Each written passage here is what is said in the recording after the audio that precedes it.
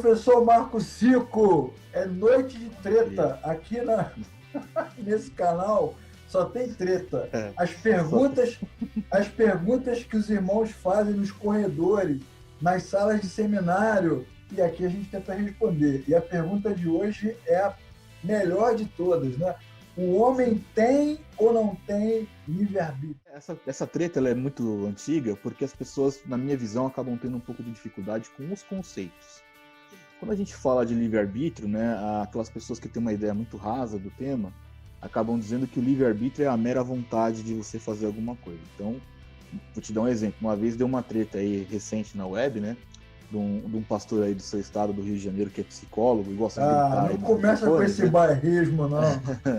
E o cara ali fala assim, na argumentação dele, ele disse que ele ia fazer um culto, né?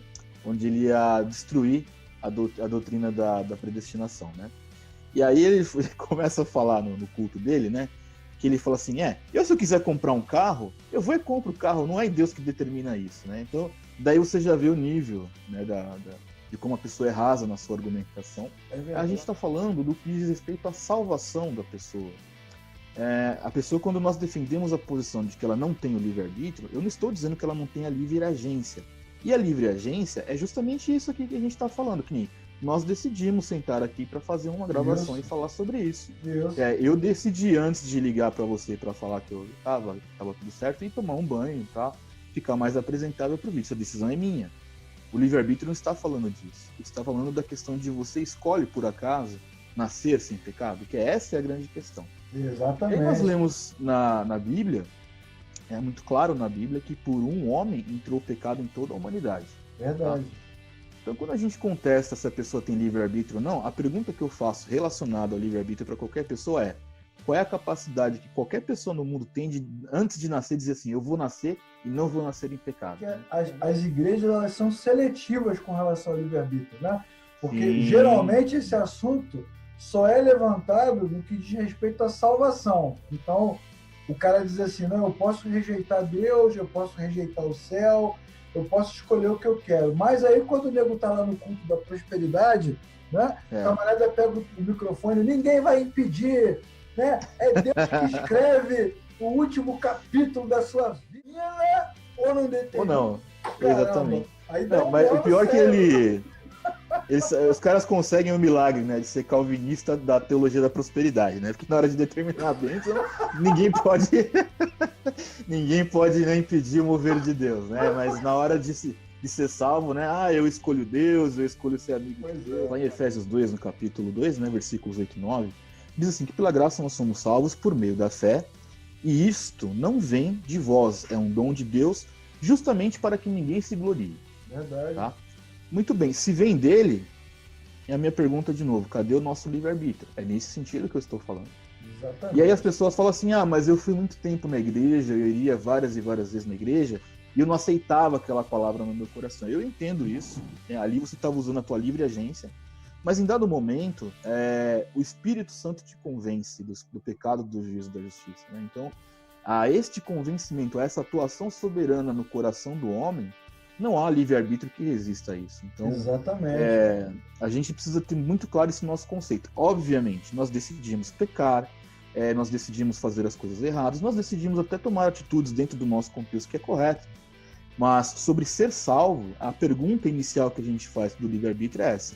Quem é neste mundo que pode dizer, não, eu determinei ou eu escolhi nascer? Exatamente. Biblicamente falando, isso tem a ver com a natureza humana. Ou o ser humano é escravo do pecado por causa da queda, como você já citou aí o texto de Romanos 5, ou o ser humano se torna escravo de Cristo ao nascer de novo. Não tem ninguém em cima do muro, da arquibancada olhando. Isso é o que a Bíblia declara sobre nós, não é o que a gente pensa, né? Porque isso também é importante. Até isso não tem a ver com ser calvinista, ser arminiano, ser pentecostal, ser ortodoxo.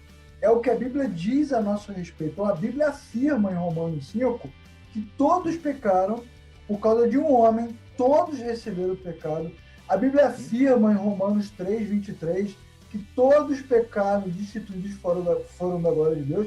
E a Bíblia afirma em João capítulo 1 que aqueles que recebem a Cristo, que o reconhecem, recebem o direito de serem chamados filhos de Deus. Então, ou você está de um lado, sim, ou você está do outro. Agora, o sabor da pizza, você escolhe, né, Marco? Você prefere pepperoni? Sim. Você quer meia calabresa ou mussarela?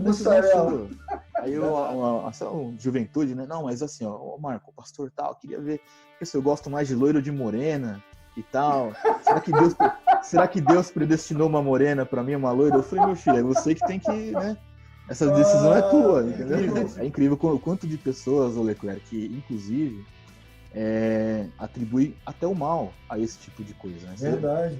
As pessoas na argumentação delas falam o seguinte: bom, se eu não tenho livre-arbítrio, inclusive os meus pecados são determinados por Deus. Verdade. Isso é muito tenso porque, assim, eu não nego que debaixo da soberania de Deus está ali tudo o que está acontecendo.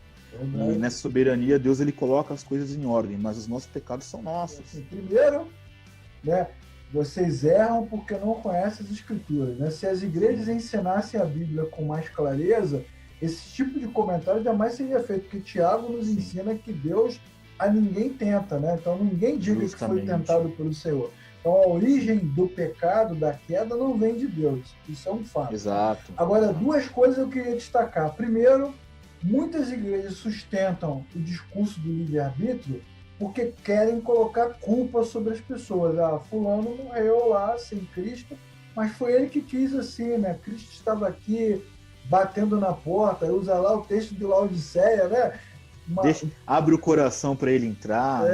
Pois é, assim. Né? Então bota a culpa no cara, e esse é um ponto, né? Então tem essa teologia da culpa, da manipulação. Sim. E tem a questão também, Marco, do valor humano, né? Antropocêntrico. Eu decidi, né? Eu levantei a minha mão. Então foi eu não sou tão ruim assim. Pois é, o que a Bíblia também vai dizer que não é verdade. A Bíblia vai dizer que nós estávamos mortos para Deus, Ele nos amou Sim. quando estávamos mortos. A Bíblia diz que o povo que estava em trevas viu a grande luz. A Bíblia diz que Cristo é que inspira o nosso coração e nos faz enxergar. Portanto, o homem por si só, sozinho, jamais conseguiria chegar a essa conclusão. Então, inclusive esse versículo, né? De quando nós estávamos mortos em nossos pecados e somos chamados, né, para a salvação, eu uso esse versículo até como uma alegoria quase que literal, dizendo o seguinte: olha, se você tem um cadáver morto no fundo de um lago, você joga uma boia, o cadáver sobe lá para pegar a boia? Não, ele está morto, afogado lá. Necessita alguém mergulhar naquele lago e puxar aquele corpo para fora e enterrá-lo, né? Quando nós estávamos mortos no nosso pecado, é exatamente isso, né? Nós somos tirados de lá pelo poder de Cristo. Não há uma livre agência nesse sentido nossa. E não, eu escolhi, você aceita, eu aceitei Jesus. Na verdade, não. Foi ele que convenceu, e aí essa obra é feita dentro do seu coração mediante o Espírito Santo. E a Bíblia é muito clara que é pela graça, que isso vem dele, justamente, Leclerc, para que ninguém se glorie. Não. Exatamente. Você falou várias vezes sobre livre agência, né? Deus Sim. comanda o universo, comanda o cosmos, comanda a nossa vida. Jesus fala que nem um fio cai, né? Nenhuma folha cai sem que Deus saiba. Então ele age soberanamente. Agora, debaixo dessa soberania, desse guarda-chuva de Deus, tem regras, né? Tem leis. Então, por exemplo, a lei da gravidade. Se você subir lá no 15º andar do prédio e pular, você morre, meu amigo. Não tem solução, porque tem uma lei que comanda esse negócio. Então você pulou porque quis pular. Conforme você pula de um andar alto, o tempo da queda até você chegar lá, o seu peso vai dobrando, triplicando. Por isso que o impacto da pessoa que cai no chão é violentíssimo, né? E assim é a nossa livre agência. Nós escolhemos os pecados. E eu me lembro que, inclusive historicamente, Lutero dizia, né? Logo nos primeiros momentos pós-reforma, que se o livre-arbítrio existisse, ele se provou um tremendo fracasso, porque a inclinação do homem em escolher as coisas ruins era absurda, né? Então, obviamente que desde muito tempo, me parece já que é uma coisa muito pacificada na história da igreja, já há muito tempo que o livre-arbítrio não é um dilema, pelo menos para os reformadores, né? Então, verdade. É uma coisa que, como você disse, as igrejas não ensinam, tristemente. Esse assunto vem à tona como se fosse algo novo, só que é algo super antigo. O cachorrinho que entrou no seu isso que eu ia falar. Entrou porque Deus quis ou entrou porque ele teve livre-arbítrio? Se você é cristão, está assistindo esse vídeo, agradeça a Deus, cara, que a luz brilhou intensamente no meio da escuridão e iluminou seu coração. Na verdade.